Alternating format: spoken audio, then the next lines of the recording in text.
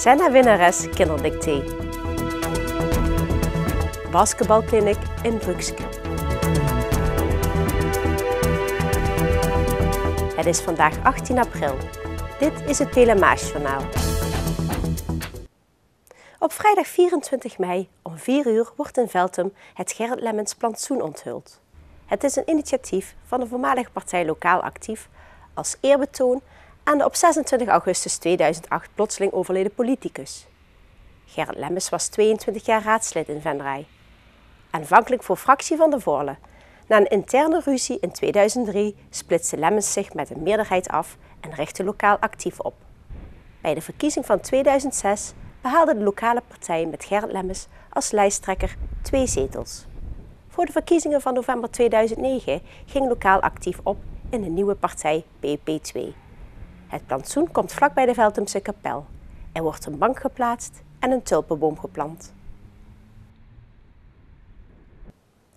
Senna Stadegaard van basisschool De Toverbal uit Venray won gistermiddag het Venrays kinderdictee. Zij maakte slechts 9 fouten. Opperste concentratie heerste er gisteren in de aula van het Rijland College. 60 geselecteerde leerlingen van 17 basisscholen bogen zich over het dictee dat dit jaar als thema talentenshows had. Sommige ouders schreven ook ijverig mee. Gewone mensen die met bloed, zweet en tranen. En na 8 lange volzinnen zat het erop. De leerlingen van groep 8 konden hun pennen neerleggen en moesten in spanning wachten op de uitslag. Je hebt zojuist meegedaan met het Venrays kinderdictee. Hoe ging het? Het ging wel goed. Was het niet lastig? Een beetje wel. Wat waren de lastige woorden? Curieuze en topchefs, toptalenten. Ja, het was wel leuk om te doen. Waar ging het over, het dictee? Over tv-programma en spellingtoernooi. En wat voor lastige struikelwoorden zaten erin? Ja, curieuze, topchefs en die woorden. Hoe heb jij vooraf geoefend? Niet zo heel veel, maar wel op de site gekeken en wat spellen gedaan. En hoeveel foutjes denk je ongeveer te hebben? Ik hoop onder de 10, maar dat denk ik niet. Ik hoop minder dan 10, maar ik weet niet zeker. In een aparte ruimte werd er druk nagekeken om de uitslag zo snel mogelijk bekend te maken. In totaal moesten er wel 480 zinnen worden beoordeeld. Het bleek een behoorlijk moeilijk dictee. Het is best een pittig dictee. Het is echt bedoeld om de top van de spellers. Elke school levert al levert een aantal winnaars aan. En om die kinderen toch echt flink uit te dagen. Dus het is een dictee waar menig volwassene toch wel een hoofd over zou breken. Nou, waren er ongeveer gemiddeld 15, 20 fouten gemaakt. Is dat goed? Is dat slecht? Dat is goed als je bedenkt dat je 3 fouten in een woord kan maken. Het is een andere telling dan ze in de klas gewend zijn. Dus we mogen absoluut trots op zijn op deze score van de Venrayse basisscholen. Een winnaar vinden was nog niet zo gemakkelijk. De scores van de top 3 lagen erg dicht bij elkaar. Maar nadat de jury nog een aantal keer de zinnen had bekeken, kwam er uiteindelijk toch een winnaar uit de bus. Senna Stadegaard van basisschool De Toverbal was de winnaar van het Venrays kinderdictee en mocht de grote wisseltrofee in ontvangst nemen. Gefeliciteerd, jij bent de winnaar. Met 9 fouten had je. Had je verwacht dat je zou winnen? Nee, helemaal niet. Vond je het een lastig dictee? Nee, eigenlijk ook niet, maar ook niet heel makkelijk. Wat had je dan verwacht? Hoeveel fouten? Meer dan 9 wel, denk ik. En je bent nu echt de beste van Venray, van alle basisscholen en van de hele gemeente. Hoe voelt dat? Heel erg fijn en ik ben ook heel erg blij. En voor de mensen die hun eigen spellingsvaardigheden even willen testen, volgt hier tot slot een zin uit het kinderdictee van gisteren. Natuurlijk is er het serieuze werk van journalisten die berichten over opkomende economieën, blunderende ministers-presidenten of grote rampen in derde wereldlanden.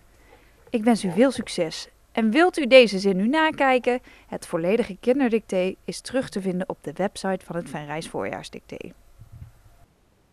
Dansschool Dissidents houdt zondag 21 april van 11 uur 's ochtends tot 3 uur 's middags een open dag in gebouw C van het Rijland College. Iedereen kan komen kijken of meedansen tijdens de workshops. Er is voor deze dag een uitgebreid programma gemaakt. Om 11 uur, 12 uur en 1 uur worden er workshops hip-hop, peuterdans, kinderdans, boys class en eccentrics in de danszalen gegeven. In de aula zijn demonstraties van alle groepen te zien. Om 1:15 begint de voorstelling met enkele hoogtepunten uit de voorstelling Cadeau. Oud-prof basketballer Henk Pietersen gaf gisteren op het Breedte Sportveld tussen de Bach en de Mozartflat in Brugske een basketbalkliniek. In het mooie weer deden zo'n 30 kinderen enthousiast mee met de trainingen van de oud-prof. Pietersen leerde de kinderen op een speelse en enthousiaste wijze de beginselen van het basketbal. De training gisteren was een onderdeel van meerdere basketballessen die vanaf eind vorig jaar georganiseerd worden. Nou, sinds november hebben wij samen met de samenwerkingsschool de Estafette, basketbalpromotie Limburg en de plaatselijke jumpers hier een aantal clinics georganiseerd tijdens de gymlessen op school. En vanaf half december is er elke woensdagmiddag kunnen de kinderen hier uit de wijk lekker basketballen in de gymzaal. En vanaf vandaag is dat hier op het Breedte Sportveld tussen de Bach en de Mozartflat. Wat is het doel hiervan? Het doel is dat kinderen hier uit de wijk lekker in hun vrije tijd samen kunnen sporten met elkaar. En kennis te leren maken, kennis te maken met het basketballen. Tijdens deze eerste les buiten leerde Henk Pietersen de kinderen niet alleen de technieken van het basketbal, maar lag de nadruk ook op samensporten en fairplay. De kinderen deden enthousiast mee. Hoe vind je het vandaag? Heel superleuk met de basketballen en dansen. Wat vind je van basketballen? Heel leuk. Doe je het al vaker? Ja, ik kom hier heel vaak spelen met mijn vriendinnen. Hoe vind je het vandaag? Leuk. Speel je zelf al veel meer basketbal? Ja. En vind je jezelf goed? Ja. De buitenlessen vinden tot aan de zomervakantie elke woensdagmiddag plaats op het Breedte Sportveld. Tot zover dit PLMA-journaal. Tips kunt u mailen naar de redactie. Deze uitzending wordt herhaald tot en met vrijdag 12 uur 's middags. Vrijdagavond is er weer een nieuw journaal. Weer of geen weer, bij ons is het altijd vakantieweer. Aankomende nacht verloopt vrijwel droog.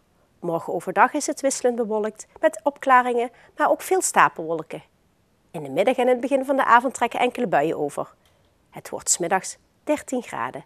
Bedankt voor het kijken en graag tot morgen.